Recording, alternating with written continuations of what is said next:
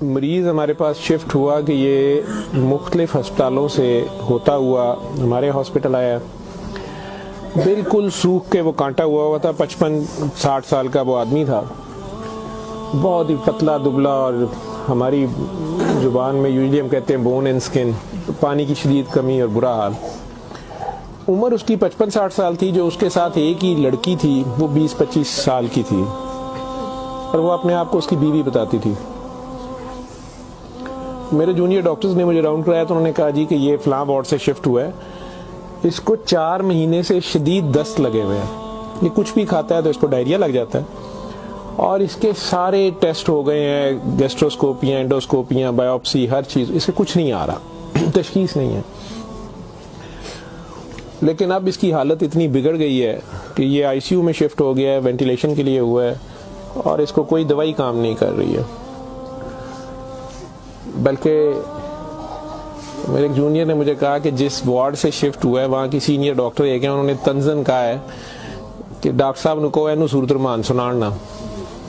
तो ना तो टेस्टों में कुछ आ रहा है और ना कुछ आ रहा है। 4 माह से ऐसे है।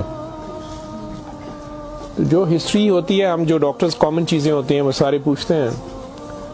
तो बच्चों ने मुझे बताया, जूनियर डॉक्टर्स ने, कि ना शुगर है, ना ये नहीं, वो नहीं, फलानी।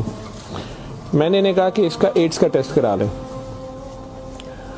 तो बच्चों ने कहा कि जी पिछले साल इसका एड्स का टेस्ट मेयो हॉस्पिटल में हुआ था, तब भी इसको इसी तरह डायरिया लगा था और वो नेगेटिव है, और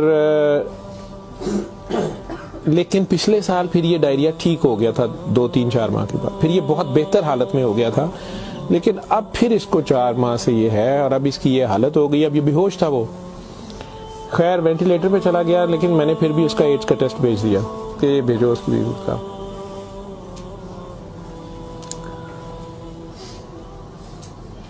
सूरह रहमान हमारे आईसीयू में वैसे ही लगती है, सुबह दोपहर शाम, कई बार मिस हो जाए, दिन में कम से कम एक बार जरूर लग जाती है। कोई ना कोई डॉक्टर नर्स ड्यूटी अपनी समझ के इसको लगा देते हैं।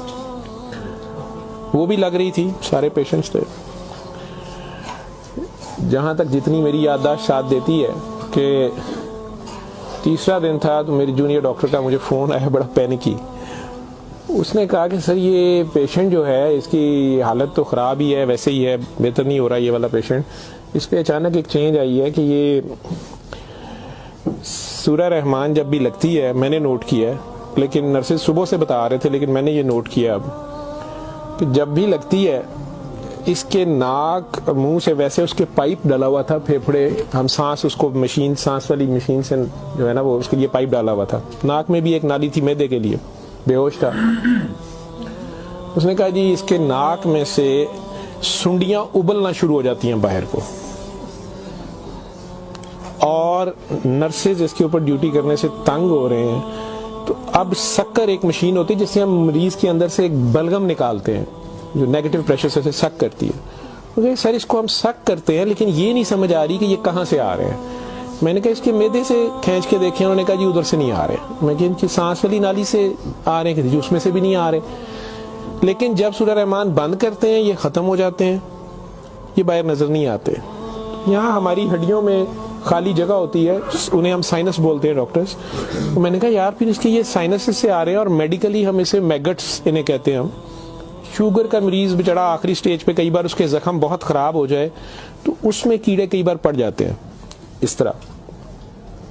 लेकिन ये चीज़ मैंने नहीं सुनी थी, और ना ही उसकी कोई, ना वो शुगर का मरीज था ना कुछ और था। मैंने डॉक्टर साहब से कहा कि आप जो है ना इसका ये तो अब एंटीबायोटिक्स जा रही हैं, सारा कुछ जा रहा है, वैसे इसके एड्स के टेस्ट का पता करें वो कब तक आएगा। तो मुझे लग रहा है कि इसकी क़ुव्वत मुदाफ़ियत कोई नहीं है, और ये कीड़े इस तरह पड़ गए हैं, लेकिन उसके अलावा कोई और रिश्तेदार इसका है ही नहीं है, और वो कोई चीज़ ला भी नहीं रही। दवाइयाँ भी हमने खुद अपने फंड से शुरू कर ली हैं। इसका करना क्या है? और मसला ये है कि ये जिस वक्त सूरह रहमान लगती है तो ये कीड़े इसके अब तो आंखों से भी कुछ निकले हैं, तो इसके नाक और मुंह से उबलना शुरू हो जाते हैं। लेकिन जब हम बंद करते हैं थोड़ी देर बाद वो मुंह में कहीं नजर नहीं आते। तो हमारा ये ख्याल था कि सूरह रहमान बंद कर देते हैं। इसकी बीवी ने भी कहा कि ये तुम लोग फिर बंद करो, पता नहीं क्या तुम लोग लगाते हो। तो वो जो हमारी नॉन मुस्लिम सिस्टर थी, उन्होंने उसे कहा कि मेरी बात सुनो, मुझे नहीं पता इसे क्या बीमारी है, लेकिन वो इसे प्रेयर कहती थी। उन्होंने कहा जब ये प्रेयर लगती है ना, ये कीड़े इसको छोड़ के भागते हैं, ठीक है। तो मैं तो कहती हूँ इसको 24 घंटे यही सुनाई जाओ। जब मैंने ये बातें सुनी तो खैर मैंने कहा कि इसकी बीवी को कहो कि वो रिपोर्ट का या हमें रसीद दे दें, हम खुद अपने तौर पे पता कर लेते हैं। तो मेरे राउंड करने के बाद वो बंदी खुद ही आ गई मेरे पास। तो मुझे नहीं पता था कि वही सिस्टर ने उसकी बिठा के कहीं काउंसलिंग की थी। उसे उन्होंने कहा कि इसको हमें शक है कि एड्स ना हो, कि इसकी कुव्वत मुदाफ़ियत नहीं है, इस तरह कीड़े इसको पड़ गए, कुछ हो गया, शायद कमज़ोरी से हो गया, बीमारी की कमी से हो गया।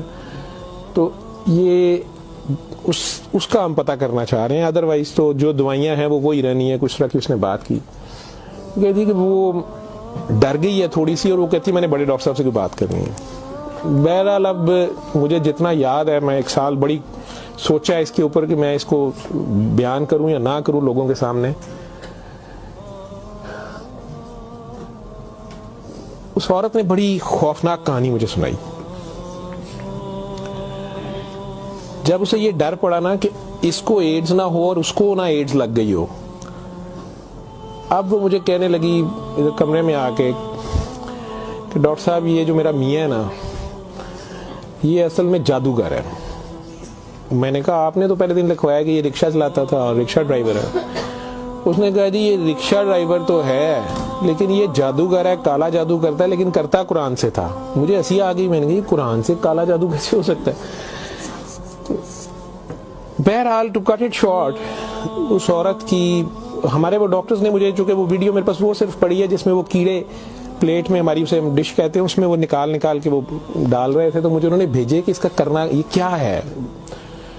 पहली रात जब उन्होंने मुझे मैसेज किया रात को व्हाट्सएप पे, तो वो वीडियो मेरे पास पड़ी हुई है। और उसने मुझे बताया जी कि मैं खुद किसी की बीवी थी,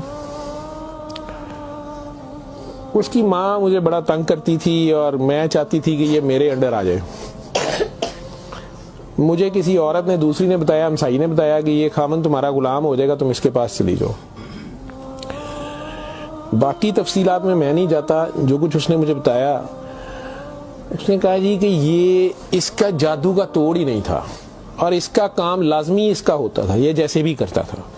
तरीकाकार उसने क्या कहा जी, इसने कमरे में अंदर एक गाँव तकिया रखा होता था, उसके ऊपर इसने वो जिस तरह स्माइली होता है, जो मुझे समझ आई कि उसने कोई बुत सा बनाया हुआ था, उस कमरे में ये बैठाता था और वो लोगों को पहले तो कुरान शरीफ भी पता नहीं पढ़ने वो कहता था, कुछ करता था, फिर उनकी बात सुनता था, सारा कर करा के जो मुझे उसका तरीका वारदात समझ आया या जो भी था।